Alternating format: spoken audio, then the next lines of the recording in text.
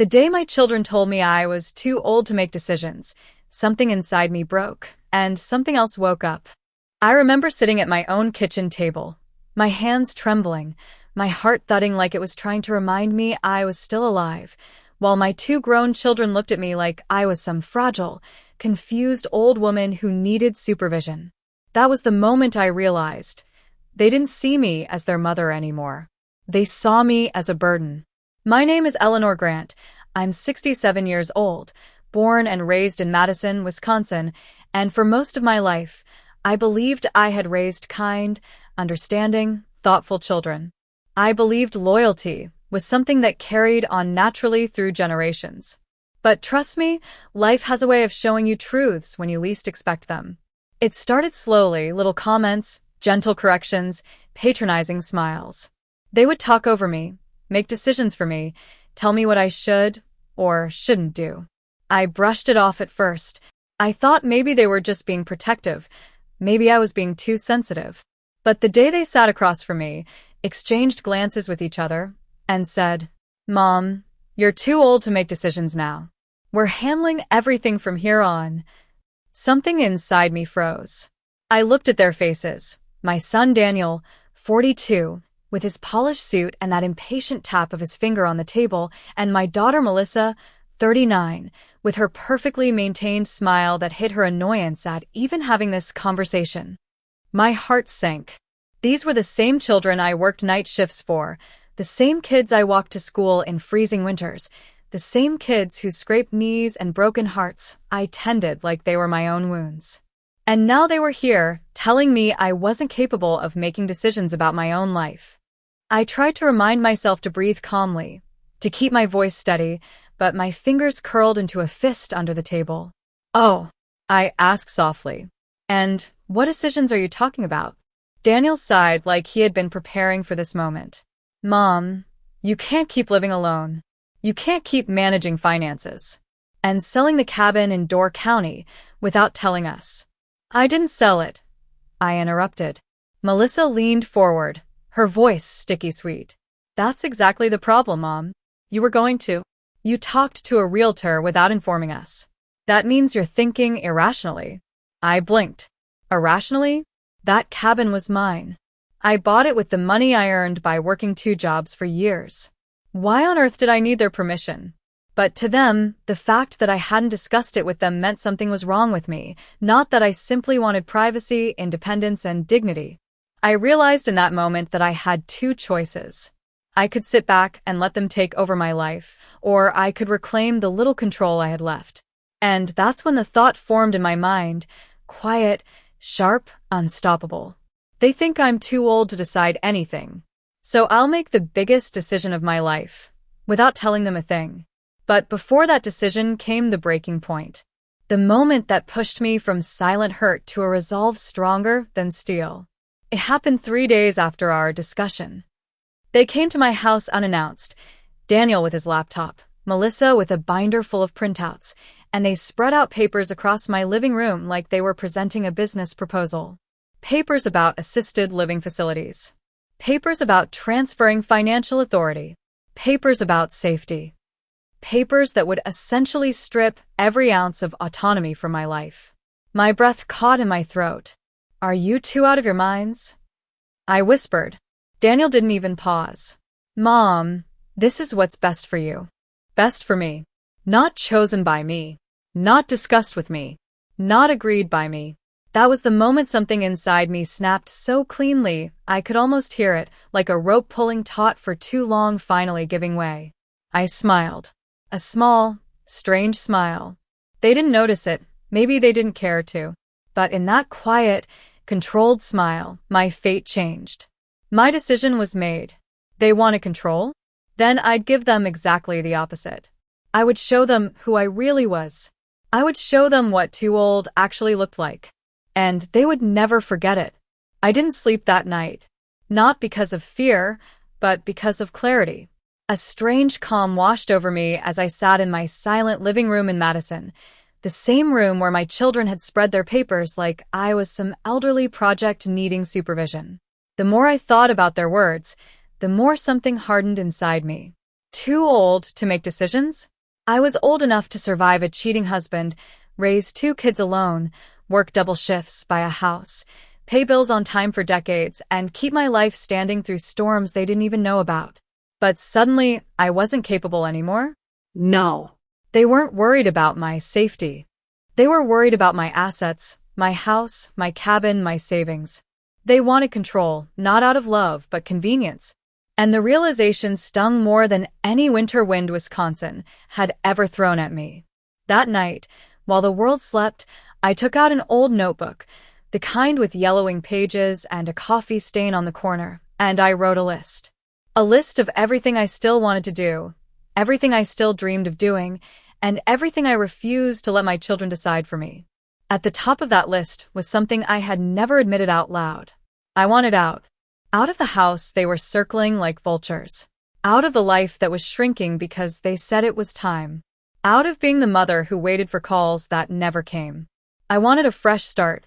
And for the first time in years, I realized I could take it. The next morning, I drove to Door County to see the cabin, the same one my children were so concerned about. It sat between tall pines, quiet and unbothered, overlooking a small lake that caught the sunlight like a mirror. The air smelled of pine needles and nostalgia.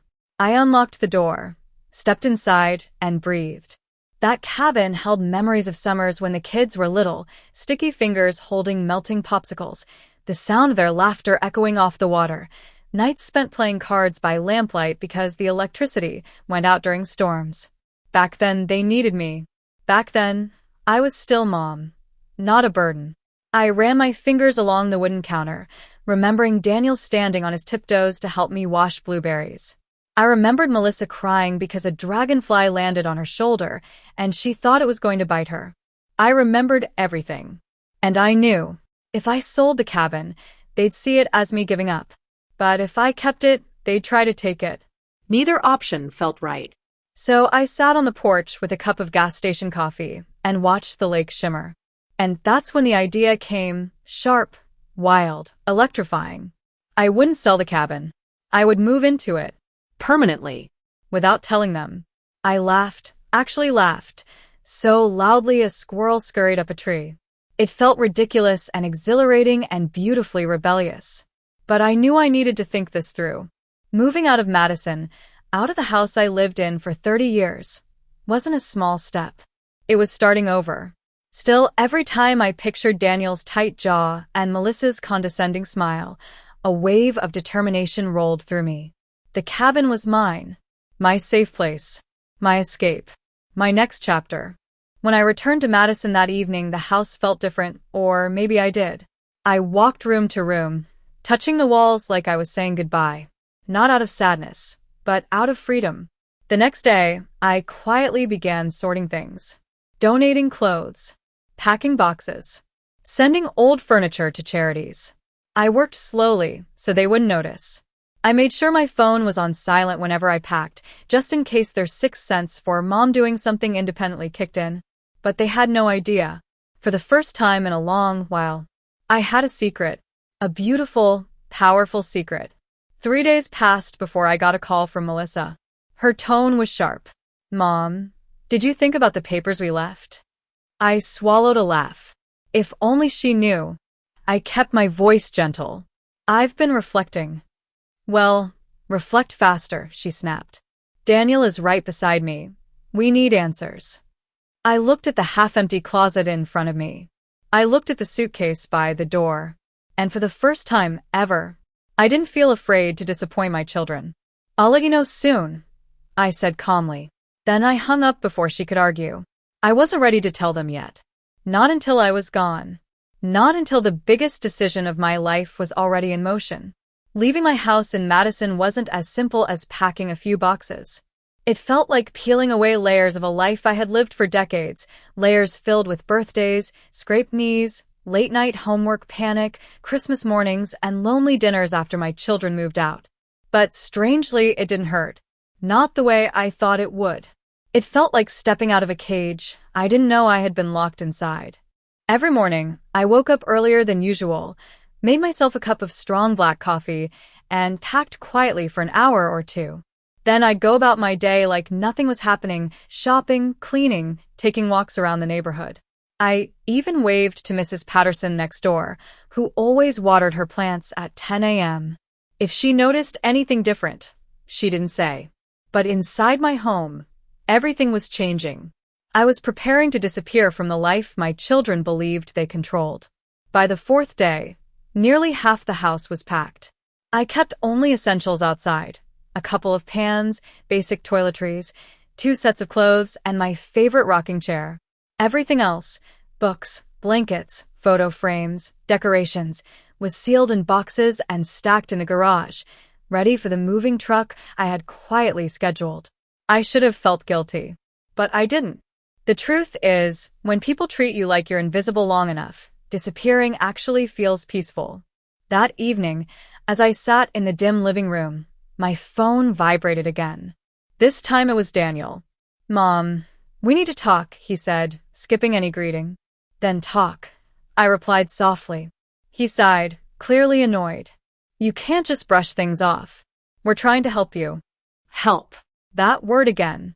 A bandage they liked to slap on their need for control. I leaned back in my chair.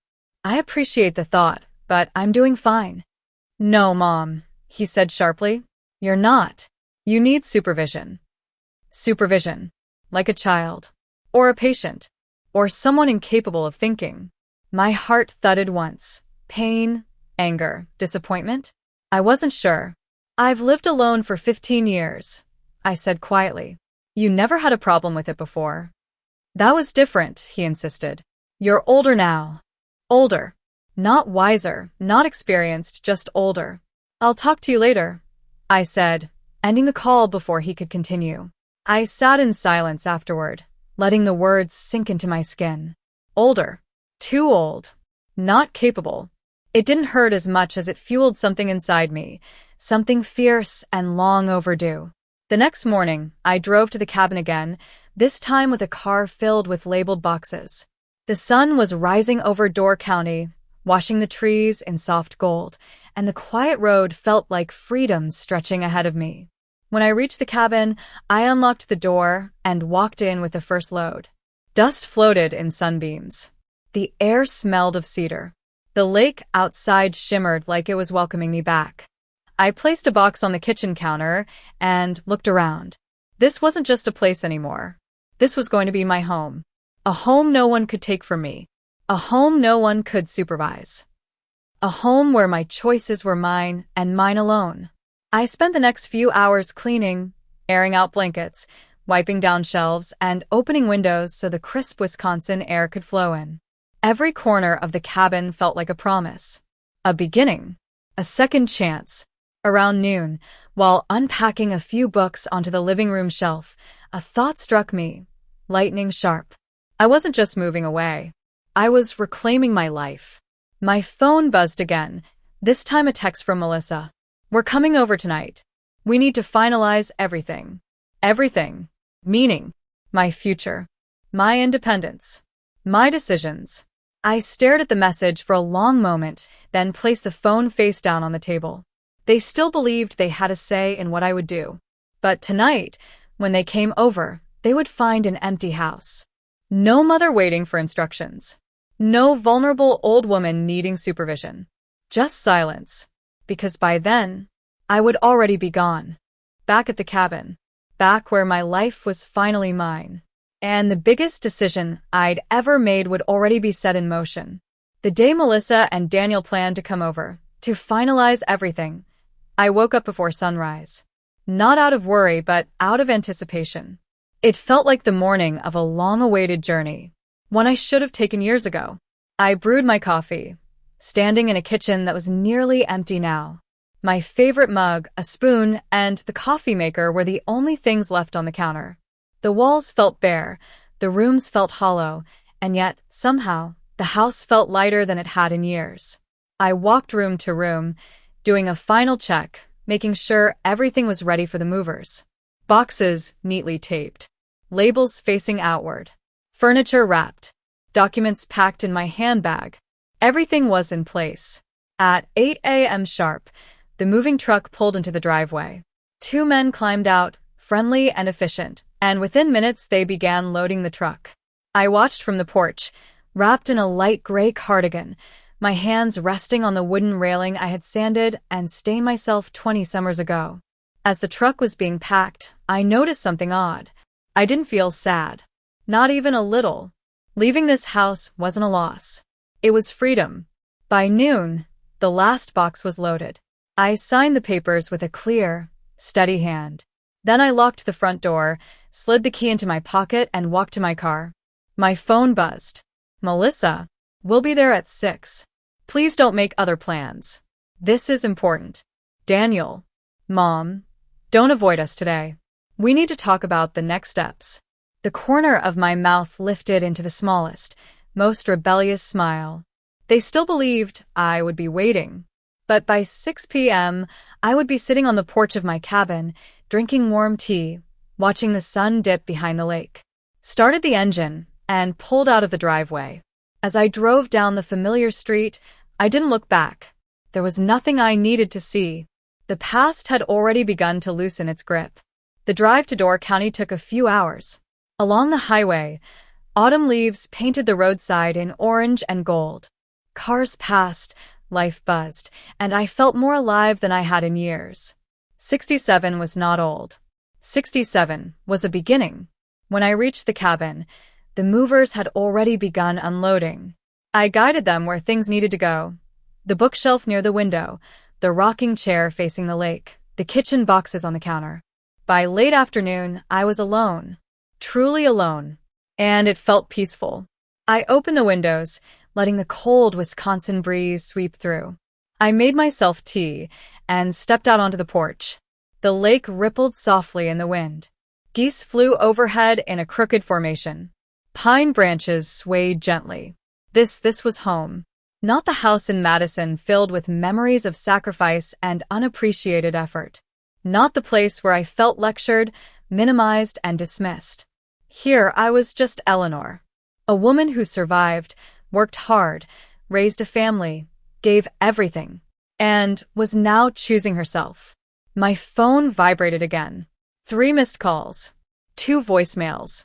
More text messages. "Daniel. Mom? Where are you? We're here. This isn't funny. Melissa. Mom, the house is empty. What's going on? Why didn't you tell us you were moving?" Then another message. "Answer your phone right now." I stared at the screen for a long moment, then placed it face down on the porch railing and watched the sun settle into the horizon. For once, their panic didn't control me. Their confusion wasn't my responsibility. Their expectations weren't my burden. My only responsibility now was my own peace. It wasn't until an hour later that I finally listened to one of the voicemails. Daniel's voice, angry, breathless. "Mom, this is irresponsible. You can't just make decisions like this without talking to us. You need help. This isn't normal." I laughed softly. Oh, the irony. The woman they believed was too old to make decisions had just made the biggest one of her life, alone, confidently, without a shred of doubt. And they couldn't stand it. The sun had fully set now, leaving a soft purple glow over the water. I wrapped my hands around my warm mug, feeling the heat seep into my fingers. I whispered into the quiet, "I'm finally home." But I knew one thing for sure. My children weren't done. They would come. They would question. They would demand answers. And when they did, I would give them a truth they never expected. A truth that would change everything. 2 days passed before I heard the crunch of gravel under car tires. I was sitting on the porch of the cabin, wrapped in a soft shawl, sipping morning coffee while watching the lake shimmer under the early sun. I knew it was only a matter of time before they found me. Their voices carried before they even appeared. "Mom, Eleanor, are you serious right now?" Daniel stormed up the porch steps first, jaw clenched, dress shirt sleeves rolled up like he had come here ready for a battle. Melissa followed, breathless, eyes wide with a mix of worry and anger. I didn't stand. I didn't flinch. I simply took another sip of my coffee. "Well," I said calmly, "you both made good time." Daniel threw his hands up. "Mom, what is going on?" "We get to your house and everything is gone. You moved without telling us? Why would you do this? I tilted my head. Because I wanted to. Melissa stepped forward, crossing her arms tightly. You can't just make life-changing decisions alone. You should have talked to us. You should have asked. Asked. The word tasted bitter on my tongue. Daniel jumped in. Mom, this isn't responsible. You can't live out here by yourself at your age. What if something happens? Who's going to help you? Help me, I repeated quietly. Or control me? That stopped them both cold. For the first time in years, I had their silence. I stood slowly, placing my empty mug on the porch railing. I faced them squarely, feeling rooted, solid, strong, unshakable. You two came into my home and told me I was too old to make decisions. You spread papers across my living room and expected me to hand over my independence like it was a bill to be paid. Melissa looked away, guilt flickering across her face. Daniel swallowed. We were just worried. No, I said firmly. You were inconvenienced. I let the words settle in the air between us. When was the last time either of you visited without needing something? When was the last time you asked if I was happy? Or lonely? Or if I needed company? Not supervision, not control, but company. Neither of them answered. I continued, my voice steady. I spent decades putting you first. I worked jobs I hated, sacrificed things I loved, held myself together through heartbreak and exhaustion, and I never once complained. Not because I expected payment, but because that's what mothers do. I took a step closer. But I am not just a mother. I am a woman. A person. Someone who deserves respect. Daniel ran a hand through his hair. We didn't mean to disrespect you. But you did, I replied softly. Again and again. I gestured around the cabin. This place, this life. I chose it. Not for you. For me. Melissa's voice cracked. So you're just leaving us? No, I said gently. I'm leaving the version of me that you expect me to be. She blinked back tears. I walked down the porch steps until I was standing in front of both of them. I love you. That will never change. But I won't let you make me small just because I've grown older. Daniel looked around the cabin grounds, his voice lowering. So, what now? You stay here forever? Alone. I smiled. Not out of defiance, but out of peace. I stay here, I said simply. And I live. I garden. I read. I walk by the lake. I make my own decisions. I breathe. And what about us? Melissa whispered. You can visit, I said. If you come with respect in your hands, not papers. They exchanged a glance. Something softened there. Maybe guilt, maybe realization, maybe the beginning of understanding. Daniel finally sighed. We misjudged you. Yes, I said. You did. Melissa stepped forward and surprised me. She hugged me tightly, her voice muffled against my shoulder. I'm sorry, Mom. For the first time in months, I felt my chest loosen. Daniel wasn't a hugger, but he stood closer, softer, less rigid than before. We'll try to do better. I know, I whispered. We stood there for a few quiet seconds, the lake behind us glimmering like a silent witness to years of love, mistakes, and healing. When they finally left, promising to return soon, with open hearts instead of demands, I sat on the porch again. I looked at the trees, the water, the sky. This cabin wasn't an escape. It was a declaration, a reminder, to myself and to my children, that growing older doesn't mean becoming invisible. It doesn't mean surrendering control. It doesn't mean fading quietly. It means choosing. It means redefining. It means living. And for the first time in a very long time, I truly felt alive.